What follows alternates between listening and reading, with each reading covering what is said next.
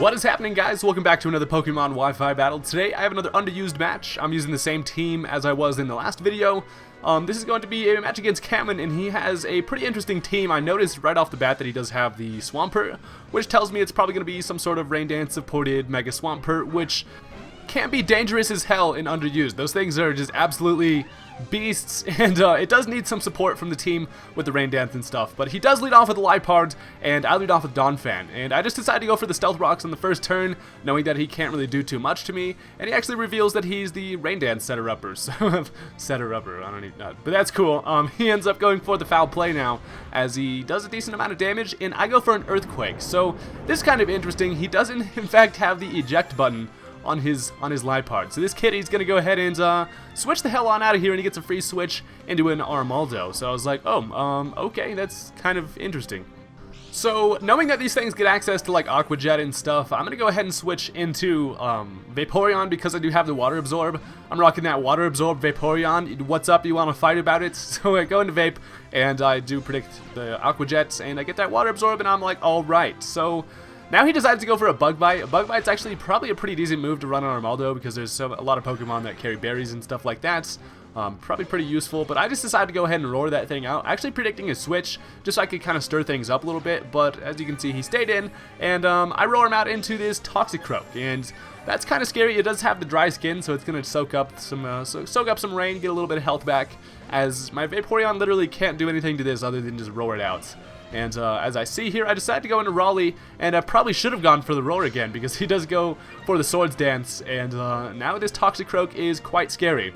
Toxicroak and the Swampert are definitely two of the biggest threats on his team, and a Sword Dance boosted Toxicroak is an absolute monster. So I just go for the Earthquake. I know that Sucker Punch is not going to be able to kill me. The Earthquake is, in fact, going to be able to kill the Toxicroak, and I was like, alright, I was kind of wondering why he didn't go for a different move. Probably would have been able to kill Donphan, honestly, but I'm fine with that. Raleigh's going to go ahead and eat some leftovers, just chilling over here on this side of the field as he brings back out the kitty, and I'm expecting him to set up the rain again, just so that Swampert can come in and get a nice little swift swim going and pull out his anchor arms and just kind of do his thing. So I just decided to go for a knockoff, kind of actually predicting this to kill. I was like, oh, okay, I'll just go for a knockoff.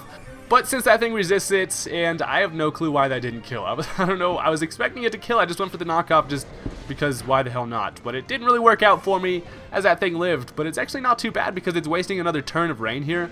Had this Liepard died, he would have been able to get a switch directly into the Swampert and been able to capitalize on one more turn of rain. But now we just decided to bring in Sup.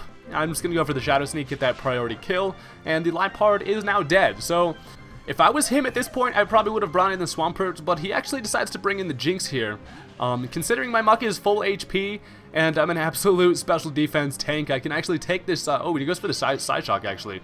But the Psyshock is going to be able to knock me down to 32 HP, and I knew I was going to be able to live an attack from this thing at full HP, so I'm able to go for the Poison Jab, and that is going to kill the Jinx.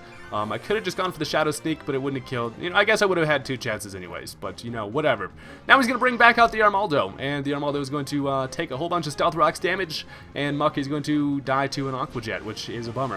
You know, Aqua Jet Armaldo is actually really interesting. I enjoy having priority on freaking Armaldos. I have a couple different Armaldo sets. I got to bring that thing back anyways, but now I decided to bring in Haxorus. I'm like, alright, it's getting to that point in the game where Haxorus can start putting in some work, so I'm just going to set up a Dragon Dance here and start turning into a beast. I can live like any attack this Armaldo wants to throw at me, as he just goes for a knockoff.